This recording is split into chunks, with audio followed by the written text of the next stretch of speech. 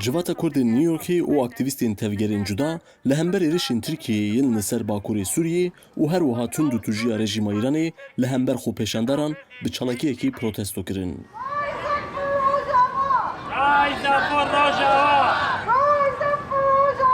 Di çalakiya ku li meydana Unionê hate lidarxistin de hem axaftin hatin kirin û him jî duruşma ku bûye wek sembol ango jin jiyan azadî hem bi Kurdî û him jî bi îngilîzî hate gotin.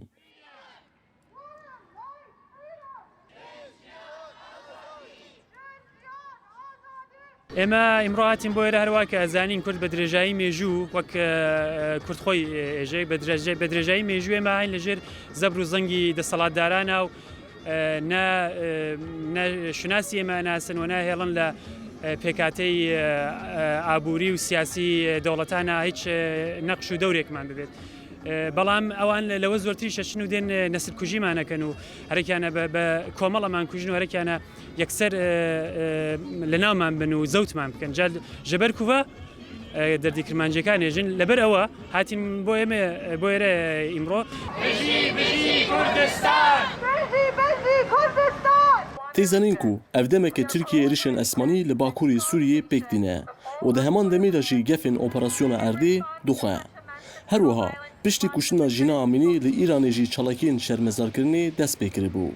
Îran jî li hember van xwepêşandaran bi tundî bersiv dide û mixabin sedan kesan jiyana xwe ji dest da. Ji ber van sedeman di çalakiyê de bang li civatên namneteveyî hate kirin ku divê êrişên Tirkiyê û tundiya Îranê werin sekinandin. Wherever we see state-sanctioned violence, دما کو دولتک لهمبر جوات زوردستی دکه هر تم کارگر و جواتا کیمانی لهمبروی زورداری را دوستن ام وی جی لإیران دبینونو کردان لور دست به شورش کرن کرد هم لإیران لبلوچستان و هم جی لسوریه برخود دن دا کو جواتو نتوین بندست آزاد بکن جبروی یکی ام ایرو لور پشتگیری ددن برخودانا لهر دری کردستان و هیویا پشتگیری همو جیهانینه وکو تیزانین لسر روجاوای هیرشک نو هیا و داگیرکاریه که نو تیکرن.